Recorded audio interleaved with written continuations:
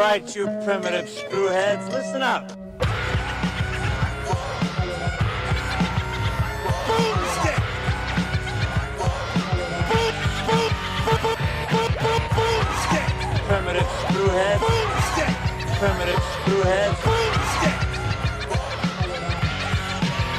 Listen up. Welcome to Ash versus Evil Dead versus Bubba versus Catfish. Groovy, baby. Groovy. This is the show that gets into the filth and the fine Hell yeah. of Kelly and all the other characters on Ash versus Evil Dead. You really should. Stars the show. That was like Kelly and all the rest. You all and all the rest, her, because you like Kelly a lot, apparently, Catfish. Kelly... We're talking Ash versus Evil Dead Season 3, man. It's a Season 3, Episode 1, and this has been a long wait. It has. Between seasons here, and I've got some ideas behind that. Who are you? I am Catfish. Oh. And I am the main host of this wonderful podcast, and my sidekick, my Ray Santiago, the man who came up with the great idea of fish and chips, my Pablito, Bubba. Bubba, how you doing? I'm doing well. You can find me on Twitter at Fit and Trim. That's FITTENTRIM at Fit and Trim on Twitter. I'm also on Instagram and Snapchat at Fit and Trim. So I think people actually use Instagram and Snapchat more than they use Twitter. So I encourage listeners to come find me at Fit and Trim on those hilariously fun apps. Okay, the only thing you can still find me on is on Twitter. Yeah, we're part of the Double P podcast family here. Wow, it's the whole family. It's like you're the dad and I'm the annoying younger brother kicking the back of the seat as you're trying to drive this car down the road. Where can you find information about the entire Double P podcast network, Bubba? Listeners, we need you to go to facebook.com/Double P podcast. Oh, are people still using Facebook? The Russians, apparently. Okay, all right. For all our Russian listeners. Facebook.com/Double P podcast. That's the word double, the single letter P, the word podcast, plural. Facebook.com/Double P podcast. Find out about all the shows on our podcast network. We got one starting up in what feels like just 4 weeks from now, AMC's The Terror, based on a book that you and I read by author Dan Simmons. Right. I can't believe I forgot. Well, you know, for those of you who might care, Dan Simmons went completely off the rails. But how do you feel about Ash vs. Evil Dead Season 3, Catfish?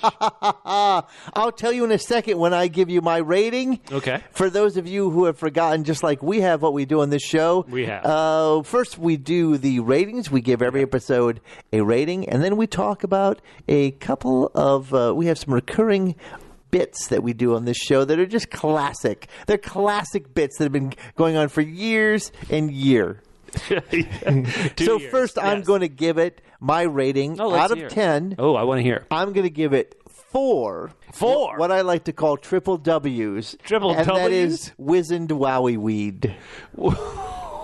4 out of 10. Catfish, that is low. Just give us an overview of how and why you would go so low. I just felt, and this could be, we're going to talk in a second because I literally spent the last 2 days watching all 20 episodes of this show. You did a marathon of the first 2 seasons. I did, and I loved it, and I discovered some things that I hadn't thought about before, slamming it all together like that. But my problem is, and perhaps I've watched too much of it, the tone of this felt completely different than the tone of those 2 episodes and some of the other shows. Something about it just struck me as being off. I also, and I know that it had a good ending to it. I mean, to me, my 2 favorite parts of this show was basically the harp slice. Always good. And also just the bit, Pablito's fish and chips. They actually made it a reality. But other than that, I didn't find the instrument fight either particularly scary or funny. I also felt that Ash's personality was off. I didn't feel the electricity, the jibes. It all just felt off for a reason which I'll talk about before we get into the full episode. Okay. But so tell me, Bubba, I went super low. You did This go is the low. lowest I've ever gone for anything having to do with Ash versus Evil Dead. Catfish, the double L's. The double L's. Longtime listeners to this podcast. Oh, the LTLs. The T is long silent. time is The time is is a dash. silent. It's a hyphen, Okay, so it's like one word. Okay, got it. Long-time listeners of this podcast know that you are the long-time Evil Dead fan. Yes. And I am the newbie who really marathoned the movies before we got into this show. That's why I here on call you Stars. Ruby Newbie. I am the Ruby newbie. I'm not going to go so low, Catfish. Okay, what are you gonna I'm give it? actually a bit, maybe you set me up with some underselling of this episode, but I'm going to give it 7 triple C's out of 10. Triple C's. Well, Catfish, you have been not podcasting for a while. It's You've been too forgotten that triple C stands for Creepy Coogie Cooties. Oh.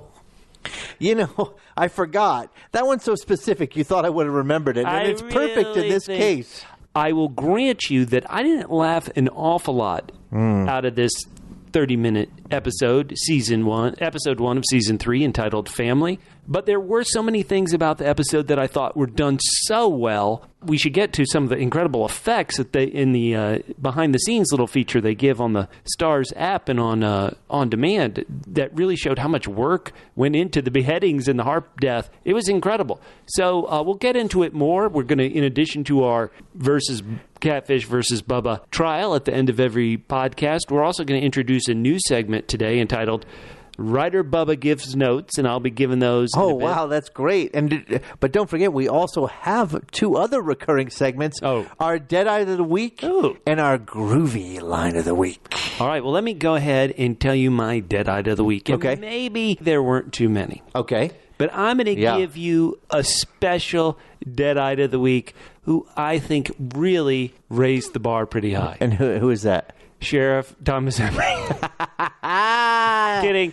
Old school. That was a throwback to season 2. No, my Deadite of the Week, just because I found it so shocking and so many things that this Deadite did in the episode shocking, my Deadite of the Week goes to a non-Deadite, but Ruby. Ruby being able to smash a guy's face in with her fist, and then she gave the Necronomicon book, her hands were going across it, she gave the book a facial, then she sucked some blood and seemingly is about to give birth to a double B book baby. I think Ruby, even if she's not a true Deadite, Ruby's my Deadite of the Week. Wow, I like how you went off the board there. First with Sheriff Henry, and then with Ruby, who's not a Deadite. No. I'm going to say this. Yeah. There's only one thing that's worse than being dead, and that's being dead and also still inside a really hot mascot costume. Oh, man. So for me, Yeah. I got to give my Deadite of the Week to Coogie. Oh, I feel like we're really leaving Rachel a bit short. She did a good job there at band camp. It's not my fault. You picked a person who wasn't a Deadite, okay. and I picked Coogie, who All I right. loved. Okay. Poor Coogie. In the end, Yeah. it wasn't so delicious for Coogie. No, so I guess now it's time for my segment about Writer Bubba Gives Notes. No, hold wait, on no, a second. there's another Not thing? yet. Oh. Not yet. First, we're going to do our groovy line of the week. Oh, okay. Groovy. And then I'll talk about the kind of a wrap up of seasons 1 and 2, and then we can get into your writer notes. How's that? Finally. How's that, Bubba? All right, so what's your groovy line of the week? Well, for having just said, a couple of minutes ago that I didn't laugh as much as a typical episode normally makes me giggle with Ash vs. Evil Dead hijinks, I'm going to give it up to, I told you to have that lasered off. That just the delivery, the natural inclination of lasering things off. I laughed when Ash said that to everybody's favorite member of the Ghost Beaters, Pablo. Pablito. You know, I was going to be stubborn here and say there wasn't one. Oh. Because there wasn't really, when I was rewatching the shows, there were so many in episodes 1 and 2, just laugh out loud lines. You mean in seasons His delivery 1 and 2, perfect. Yeah, in seasons 1 and 2. There was nothing to rose to any of that level here, but I'm going to say there were 2. One that I like when he said, well, I wore a condom, and that sucker went 50-0. And I realized that he was talking about using the same condom over and over again. Thrifty. There was that bit that he did near the end where he couldn't remember his daughter's name, and I thought that bit was kind of funny. You didn't laugh? How about Coogie? They got you too. Yeah. Oh man, come on! He loved Coogie. He loved Coogie. He did love Coogie. All right, so Catfish, why don't you've been mentioning it for some reason? You've been calling it episode 1 and 2 an awful lot. But why don't you tell us about this marathon you just did of seasons 1 and 2? What did you, on reflection, on looking back with some distance, what did you learn? Well, I learned some things. Some things became stark and watching the seasons back to back that we could have kind of identified but become more jarring. The first one is the retconning of Ruby. The double R? At the end of, retconned Ruby. Ruby retconning, yeah. At the end of season 1, she just wanted to basically destroy the whole world. She wanted to open up the heavens and bring down death and destruction and pestilence to the entire human race. That's why she wrote the book. Right, at the beginning of season 2, Yeah. it was, my kids have gone against me and I need your help to take care of them. She's forgotten the master plan. Yeah. Even, I was watching some of these episodes with Ms. Catfish, who hadn't seen any of them before. Shameful. And at one point she turned to me and she said, "Is Ruby good or bad?" And I said, exactly.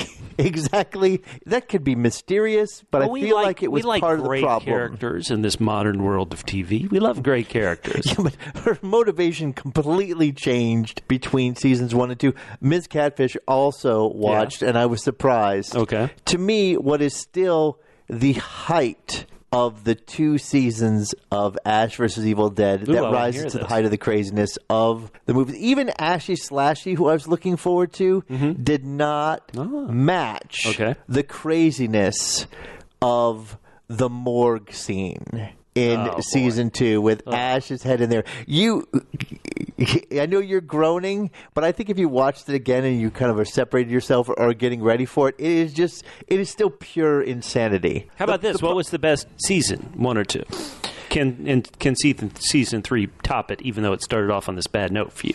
Well, see, I feel like season 1 sort of knew where it kind of wanted to go a little bit faster. Okay. They seem to have catch their legs and say, okay, this is the thing that I think you've identified in both seasons, where it's like, wait, I don't understand what the through line of this is. Yeah. Let us set up the situation, set up the characters, set up what their goals are, and then just set that into motion and put that into play. And I feel like they didn't figure that out until a little bit way through season 1, but it was still a stronger through line than in season 2, where we had a few different things going on, and then eventually we had Ball as like, okay, we got to get rid of Ball. So I think season 1 was plotted a little bit better, but season 2 I think I enjoyed more. But the important thing that I realized watching the 2 together is, at the end of the first season, they're driving away, but we know the sinkhole opens up behind it. We know this is not ended in any way, shape, or form. Right. It's set up to, like, everything they dealt with is about to get even worse in season 2. Exactly. And in season 2, I feel like it completes the entire tale of Ash, not just from season 1, not just from the rest of season 2, but throughout the 3 movies. It almost feels like, okay, we've come to a satisfying conclusion, and I wonder if I look back to see, and they didn't renew it until episode 1 had aired for season 2, and by that point, of course, the whole thing is in the can. Oh yeah. So I'm think that they set it up so thinking they weren't going to get a season 3, because this was a perfect ending to season 2. So my thoughts coming into season 3 were this. The 2 questions I had were, number 1, what is Ruby's new, what is, she's always got something new. Now, always something new. They do have an Newbie Ruby. They do have an excuse for her this time. What do you mean? The fact is that the Ruby that we know got killed in season 2, and 1980s Ruby, who still had a nefarious plan, is the one who's alive. So at least there's an excuse for Ruby to kind of go back to her old motivations. Okay. So I thought, okay, what are they going to do with Ruby now? At least there's an excuse for her to be the big bad now. But number 2, what are they going to do to restart the story in a way that's going to make us feel, that's going to feel rewarding to us, that's going to feel natural to us when the whole thing kind of came to a conclusion? And so their idea is, I guess, to just flip the switch. Add the daughter, right? To add the Knights of Sumerian, and then just say, okay, we're in trouble again. And we're going to see how that's going to work. But until I feel like kind of revved up again, I'm not sure how I'm going to feel about this season. Man, listeners, I want you to go to our Facebook page, facebook.com/Double P Podcast, and give us your thoughts. We're getting ramped back up. Yeah. Obviously, Catfish feels like the ramping hasn't really started. We want to know what you think. What was your favorite season of the two? Give us your thoughts. And give us your thoughts on how well they've kind of restarted this new episode in Ash's life. Fatherhood, how will he respond? Oh, I think we know. Let's get into this particular episode, Catfish, because it starts, like a lot of TV here in America, on a commercial. Yes. And a well-shot commercial. Well, the best UHF can do. They're doing really well. He's slashing prices. This is a mocking of these, low-budget ads you see all across the United States. There's the boom mic falling into the shot. He's got some puns, which sexual puns normally don't make it into commercials in the United States. We've got everything from D to Ildo. They're holding his nuts. So this didn't get you back in, that Ash is successful. Ash is happy. Is this the happiest Ash has been in what, 40 years? He look at him. He owns his own place. Everything's going great. Yeah. And he's basically just etched out his father's name and taped up signs over it to cover up Brock. Yeah, you don't want to remind customers about the guy who died horrifically when a evil possessed car killed him multiple times.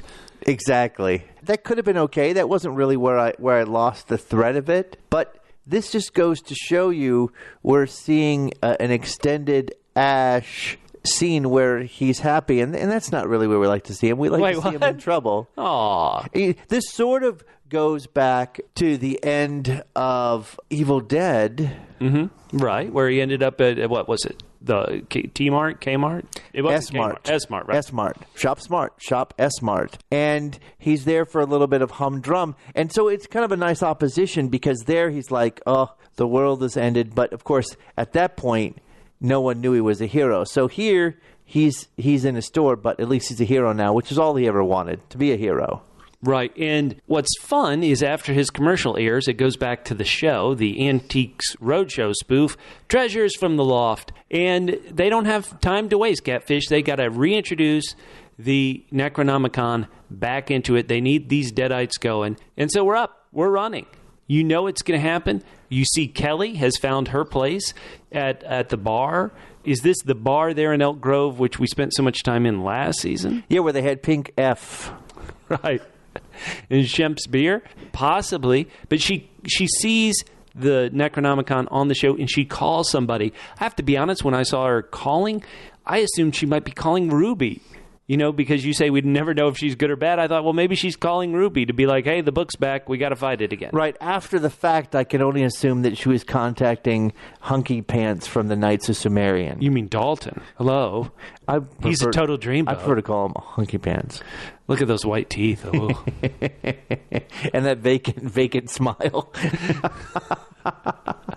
So you didn't have any joy at seeing this Antiques Roadshow spoof get dead-eyed? Because I didn't. I don't think it went enough into the spoof. It didn't play well enough, in my opinion. This is my problem with most of it. Honestly, maybe for any other show, the music room melee would have been good, but I just didn't. It didn't feel as scary or as fun as stuff does on Ash, and it also felt a little disjointed. The whole episode felt disjointed to me. Well, they had to not only reintroduce the threat, but they had to introduce this new family, hence the title name. Right, and the new guy, the Knights of Sumerian. They had to introduce Ruby, however briefly, back into it. So it did have a lot of ground to cover. From there, we see Pablito's Fish and Chips. You said this was one of your favorite things. They answered this callback from season 2. Right, that was one of our Ash versus Evil Dead versus Bubba Catfish court cases. The best combo businesses. And so how do you feel about it? You happy to see Pablo doing well?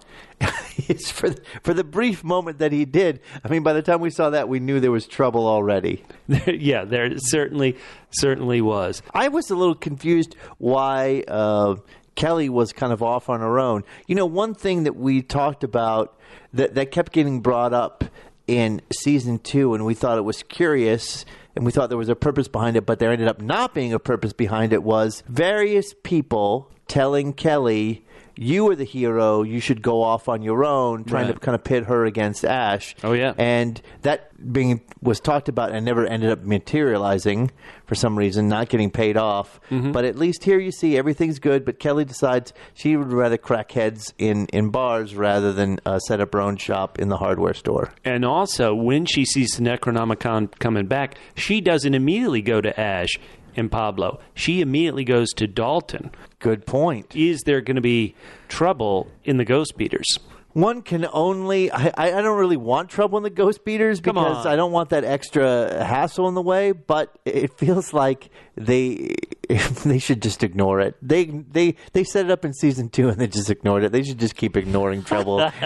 I mean, what's Kelly going to know? Now they've got someone who's... I mean, we thought Pablo was putting a little too much mustard on it when he was like, "You're El Jefe, you're the savior." This guy's getting on his knees. Let's do it right. Dalton, do it. Now, once again, I gave this a 7 out of 10. Maybe tell me why. Maybe because I hadn't done the marathon. Okay. Certain things in the episode were like an old friend, and I thought are still so effective. The camera, where we're following the Deadite from the camera point of view, zooming down the little river, down the school. I thought, boy, that is so effective even still. I thought that's a great effect. I think the show... Once they get here to whatever this high school is, we're trying to figure out the name of it. It goes by KH or the kind of big letters. I think it's Kelagos High.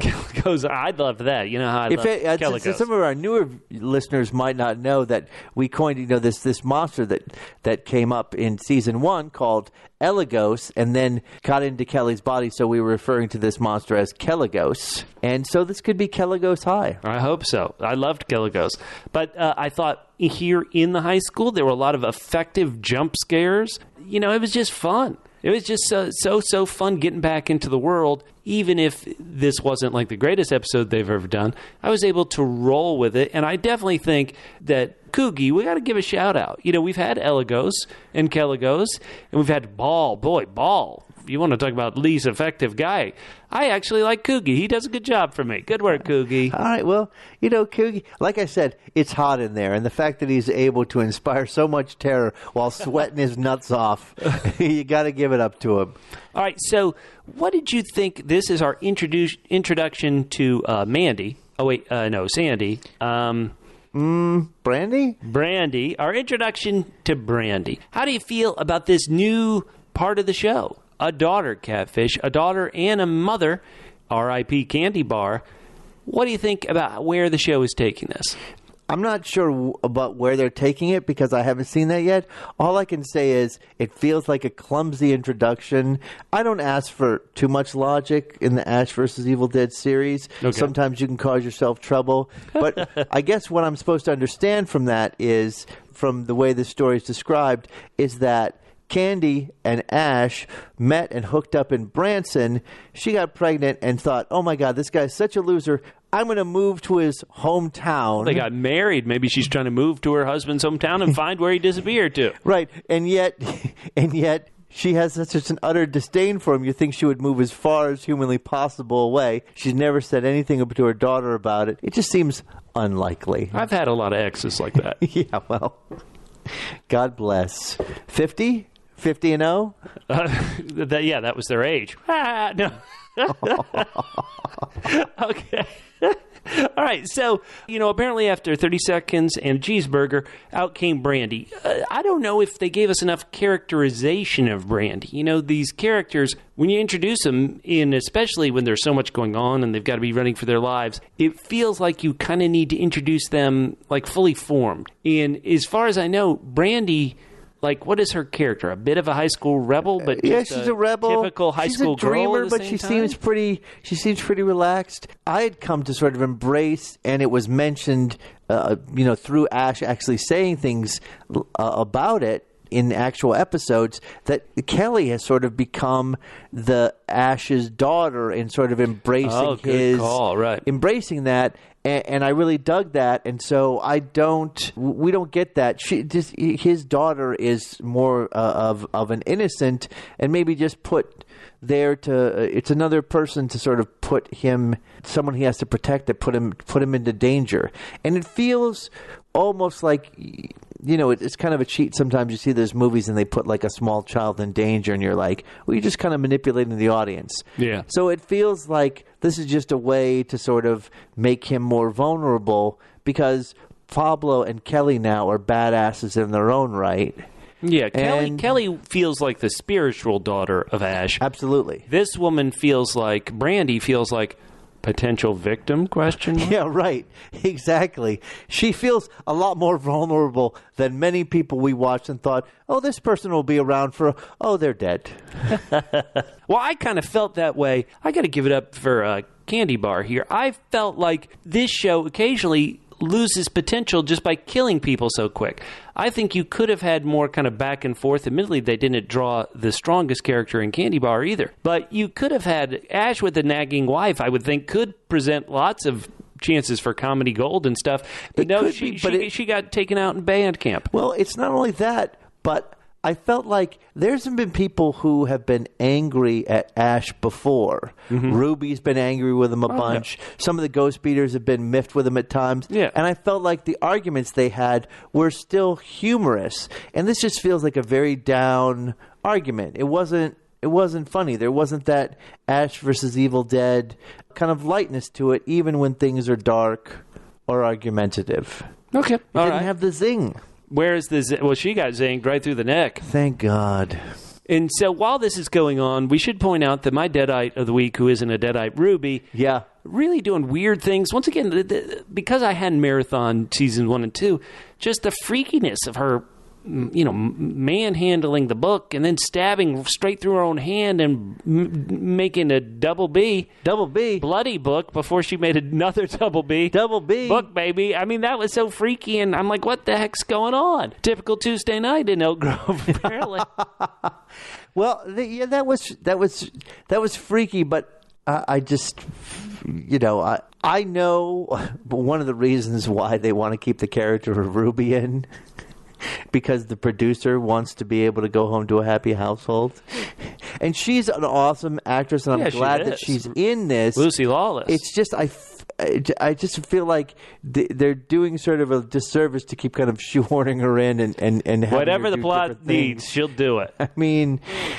So who knows what have you ever been in a situation where you've been watching a show and somebody's the villain and then they join the team and then they become the villain again? I mean, can we really sell that? I think that's happened on this podcast multiple times.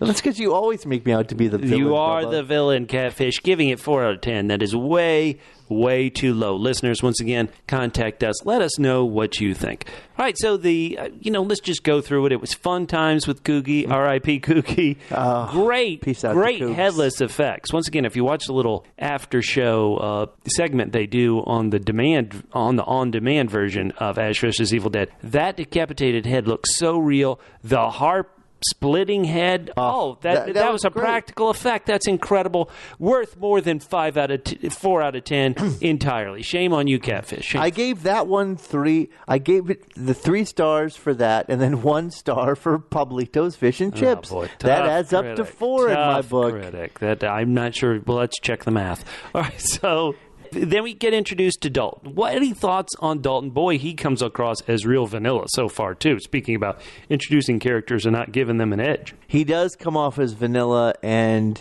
the worship of Ash was funny with Pablo because he had a very distinct personality, and I feel like we've seen that. I don't know.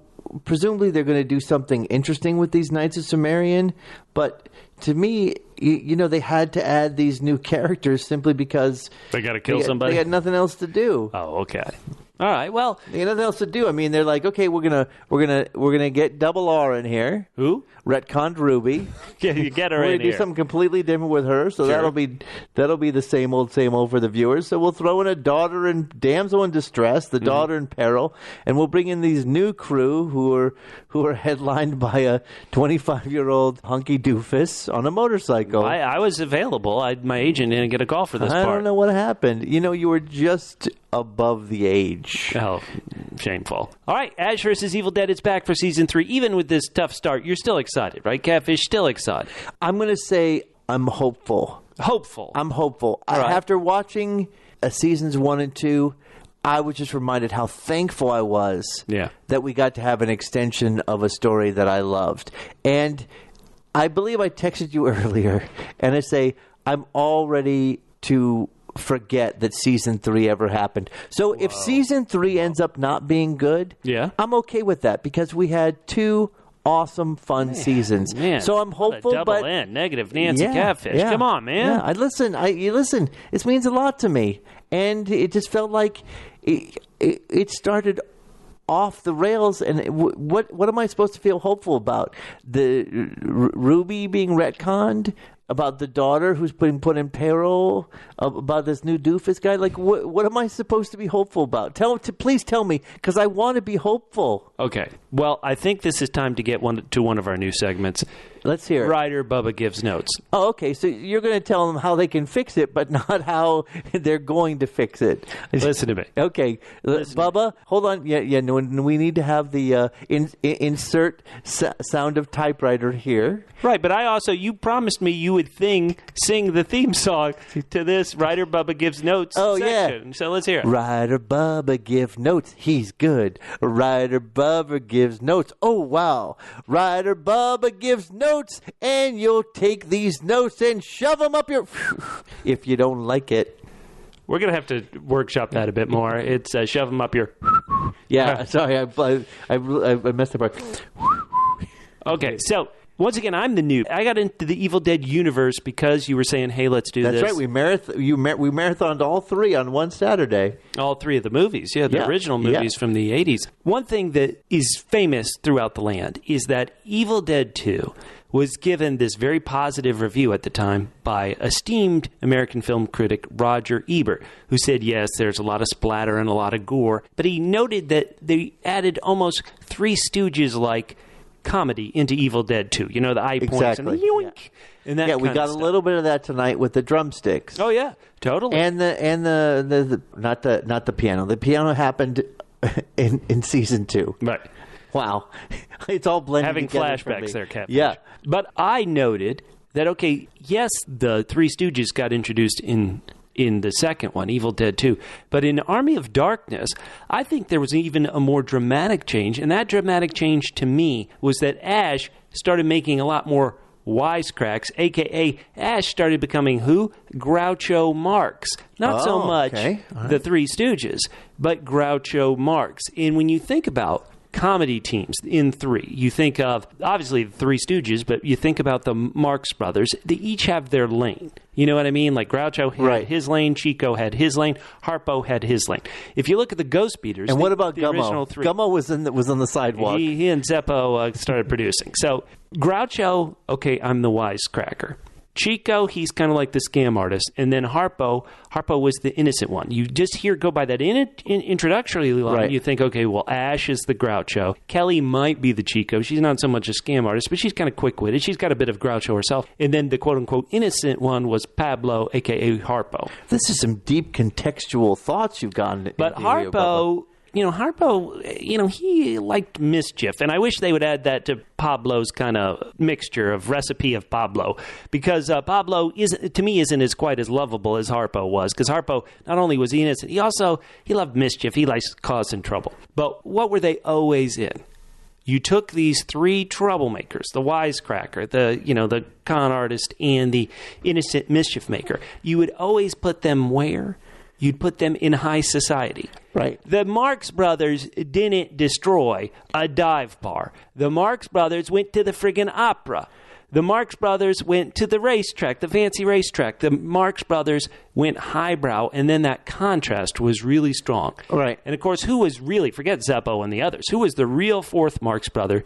Margaret Dumont. Right. Well, I never. Yeah, you could say that again. It's obvious. That is what Ash vs. Evil Dead honestly, I think needs. I think they need to take these characters, stick them in high society with a Margaret Dumont, somebody who you don't immediately kill in the first episode, and have Ash play against that. Here I was just talking earlier, Ash against a nagging wife. You could create some, dare I say it, married with children type zingers and that kind of stuff. But I'd rather go, let's aim for the top. This show, to me, when it's great, it's an A+, but there have been some episodes like this where it's B or C.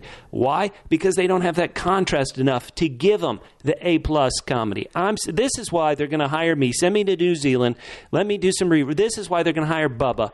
Find me on IMDb under my real name and see my one credit, that script that I wrote that they took and made a terrible movie with. But they're going to hear these notes and say, get Bubba on the writing staff. He knows comedy. He knows history. Look at the Ghostbusters. You know, you had the wisecracking Bill Murray. You had the kind of eager, go for it Ray Stantz, a.k.a. Dan Aykroyd, and you had Egon, a.k.a. the late, great Harold Ramis. You know, they each had their lane. They need to take these wonderful three ghost beaters, get them more solidified in their lanes. Like I said, maybe give Pablo a couple more spices so people like me are less tough on them, and then shove them up top. What did the Ghostbusters do? The Ghostbusters went to a real fancy hotel, and they destroyed their fancy hotel. They're right. like, what are you doing? You know, to my expensive, ballroom. You know, that kind of stuff. That's what it's going to be. That's what we're going to do in season 4 when Bubba's on the writing staff. I'm ready. Let's go, New Zealand. I'm going to Kiwi it up. Wow. Kiwi it up. Wow. You took that kiwi and you put it right up the... Fine. Okay, we're going to have to workshop that. Okay. So that's this week's Writer Bubba Gives Notes. That's great. And so I'm super excited now about season 4. Now tell me what I can do. Tell me why I should be excited about the rest of season 3 with this as a foundational piece. That'll be next week's Writer Bubba Gives Notes. Oh, my God. All right. Okay, good. Well, thank God. I've got a whole other week to think, like, what is You're on going the edge of your podcast listening seat. Just think about that. Wow. Well, if you're listening in the car, pull over and just ponder what brilliant things Bubba might say next week. Well, if you're at the gym and you're working out, lift up a real heavy weight and just hold it. Think of all the brilliant things Bubba might say. Yeah. Listen, if you're at the gym and you look more like Ash and not Pablo, oh yeah, you need to work out more. Right, crunch those abs, baby.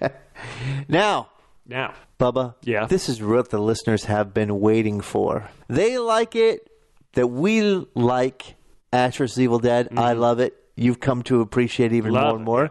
Yeah. They like that we give out a Deadite of the Week. Oh, yeah. They like that we have a groovy line of the week. Uh-huh. But what they have come to love, what they have come to beg for, is the case of the week. Part of Ash versus Evil Dead versus Bubba versus Catfish is that we need to have a Bubba versus Catfish. And there have been some lovable characters that have come out of this. A whole cast of characters. A whole cast of characters, all of whom are set up yes, to knock me down. Right. Well, let's. I'm willing to go 1 on 3 here. Who knows? This year could be 1 on 3, 1 on 4, 1 on 5. I've got to fight the judge. I've got to fight bailiff, Rusty the bailiff. I can't believe I got to fight so many. And then there was the stenographer who was coming after me one time. Gladys, yes. The stenographer. All right. So this week's case. Oh, can't wait for Bubba versus Catfish. Yeah. I'm going to let you decide, Bubba, what you want to do. We've got a more serious textual case for the show, and then we have got a case that is less serious but also has to do with tonight's show. So case number 1, we'll let the judge decide which case he wants to hear, is the having Ash have a daughter a good idea for season 3? Or case number 2, which musical instrument would you rather be killed by? So, let's figure out which one the judge is going to hear today. Let's hear. All right. So let's. Here comes the. Well, wait. First we get Rusty. Okay, hold on. I'm getting excited. Here comes all these people against me. Okay. All right. I'll be quiet. All rise. The case of should Ash versus Evil Dead introduce a daughter for Ash Williams is now in session. For prosecuting attorney Catfish, state your thesis. Well, thank you, Anna. I'd like to say I appreciate being back in your courtroom. I'm so sorry to hear that certain man troubles caused you to not be in court for a period of months, if not over a year. But I'm glad to see you're back here and that we will not have to take frequent restroom breaks. Your Honor, yes. Today's case is the crux of what is season 3 of Ash vs. Evil Dead, and that is the introduction of Ash's daughter. Now, Your Honor, I must posit yes. that this is a very unfortunate introduction by the series. What? Displacement of Ash's daughter. Your Honor, It's me, Bailiff Rusty. no, there's Bailiff Rusty. You know, Your Honor, what I appreciate is that Bailiff Rusty never used the bathroom. He just wore his adult diaper the whole time. Continue on, Catfish. Thank you, Your Honor. So, Your Honor, to have this person who is attached to Ash, but he doesn't know, he's just going to sow more confusion on the show. He already has his own family, Your Honor. His family who is strong and who he can give a hard time to, and they generally receive his personality in the way which is intended, and so it increases the joviality of the show. This show has never been one that takes things so seriously. I mean, this is a show, Your Honor, where Yes. Ash has fought against his hand. He has fought against little Ashes. Your Honor, Ash took the cinnamon challenge just to get rid of some little Ashes. So even though this is a show that has typical horror tropes, it always subverts them, and there is never a babe in danger. By babe, I mean innocent. There have always been lots of babes in this show that are in danger, and I don't think that we're supposed to take Ash's daughter as the typical babe. So this sets up a different spin on the show. We have someone in danger who we're supposed to feel for, someone who Ash can't exchange sexual banter with, and someone who doesn't have the strength to take this on. So this gives the show a completely different flavor than it has had in the past, Your Honor. And I say that is all for the worse, Your Honor. I cannot abide the addition of the dog to the show. It changes it in too many ways, Your Honor. The prosecution rests gratefully.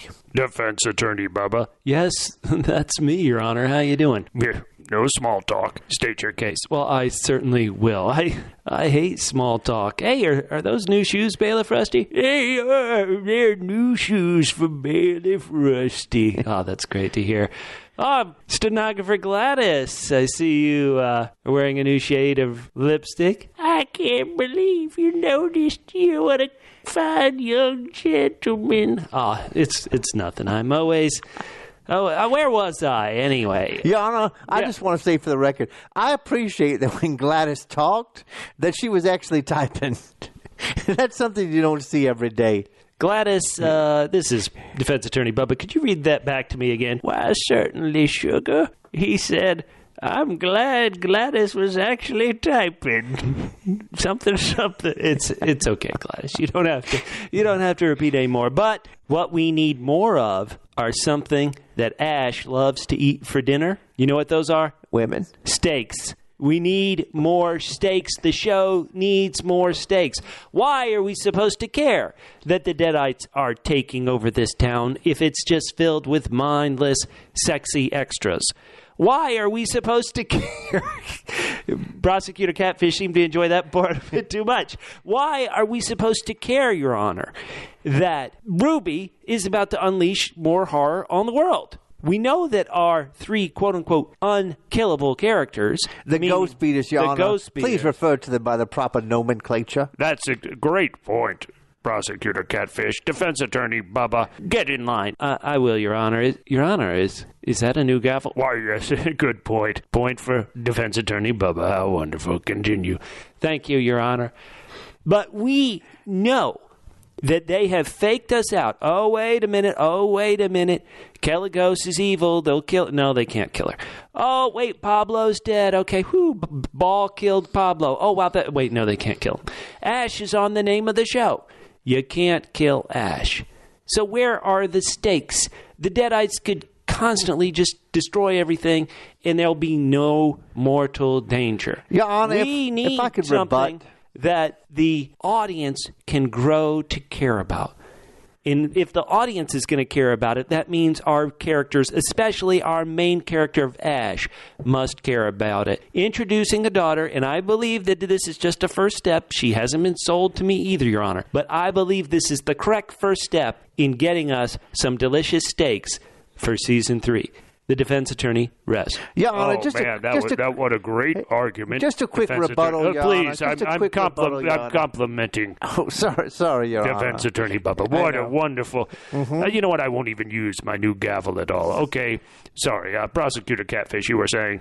Yeah, Your Honor. Your Honor, two things. First, I'll say Yes. there's no stakes in the world. Ruby is going to Redux Ruby. She's now season 1 Ruby. She is going to bring down hellfire onto this entire world. That's Your enough Honor, hell but stakes who- for everything. but who And let me say cares? one Who other cares if thing. it's not going to. One other thing. Yes. I cannot believe that defendant Bubba used the word care about Ash versus Evil Dead. These people are all disposable. We don't need another person to care about, especially someone who bogs down the plot into boring fall. Listen, we had Ash's father last year. He had important information. We kept him around for a couple episodes and we ran him over with a car and lost his other eye. Your Honor, that's the show that this should be, not a show where we care about characters. Your Honor, I think the prosecutor Catfish is making my case. Making my Why? case, I believe. No, Your Honor. He's making my case. All rise. Why are we rising, Your Honor? The case of whose case Prosecutor Catfish is making is now in session. Your Honor, I was clearly It's making me. my case. Oh, man, Rusty. Your Honor, please, if we could go back to the original point. The original, Or the original case, either one. the original case was Yeah. a bassoon. No. No, the original. Die by a it was, bassoon. but you know what was in that case? A theremin. Okay, so those are two. Your Honor, if at the end of season 3, Yes. the stakes being risen of this nondescript daughter being introduced hasn't paid off for the show, I will cede this case to Prosecutor Catfish. But for right now, Your Honor, after just Your Honor. just 1/10 of the season, I think you have to vote and rule in favor of Brandy. Your Honor, defense lawyer Bubba knows this is not the way it works. We don't try a case and then the jury waits around for another 9 episodes to decide. Your Honor, you have almost impartially ruled over this case, and now I say we must submit it to the jury. That is the jury of our peers and also the ones who listen to amazing podcasts. So, Your Honor, thank you for your day, and now I am more than willing to let the jury decide. Prosecutor Catfish brought up a good point. We should let the listeners of the Ash versus Evil Dead versus Bubba versus Catfish podcast decide the verdict, render the verdict in this case. And we should not make them wait 9 more weeks until this season is over to bring us that verdict. But defense attorney Bubba also made a good point. So I'm going to sequester the jury. Everyone listening, you are currently sequestered, and for the next 10 weeks, you cannot leave your house. No, Your Honor, you can only listen to Double P podcasts, and at the end of 10 weeks, render your verdict. Your If Honor. you want to give us how you lean, Your Honor, that is go to short- our short and Facebook worse than page, facebook.com/Double P podcast. That's the word double, the single letter P, the word podcast, plural. Facebook.com/Double P podcast, and tell us how you lean. But we will re-vote. We will reconvene this jury in 10 weeks to see Doesn't seem how right, Your they Honor. feel. That doesn't seem right. For the time 26th being, tonight. this case is closed. Oh, man. Wow. You Wow. know, I just feel like no matter what I do, the judge always seems more partial to you than Well, to me. you know what? I mean, Are you sure he's not a relative? Why would you imply the He truth sounds of a that? lot like you, but He just doesn't. older No. and less continent. Listeners, let us know what you think. Yeah, the let us judge know. was right. Go either to our on the Facebook tell us. page, or you can tweet at us. You can tweet at me. I'm at CJGman67. Or you can tweet at me, Bubba. I'm at Fit and Trim. That's FITTENTRIM at Fit and Trim on Twitter, Instagram, and Snapchat. And so, even though I'm a little down, we will be back next week. We will. On the Ash Versus. Evil Dead Versus. Bubba Versus. Catfish Groovy Podcast, baby. Groovy. That's so sweet of you to say, defense attorney Bubba. Yes, rub there, rub there. Ooh. Okay, Gladys, now read that back to me. Ooh, rub there, rub there.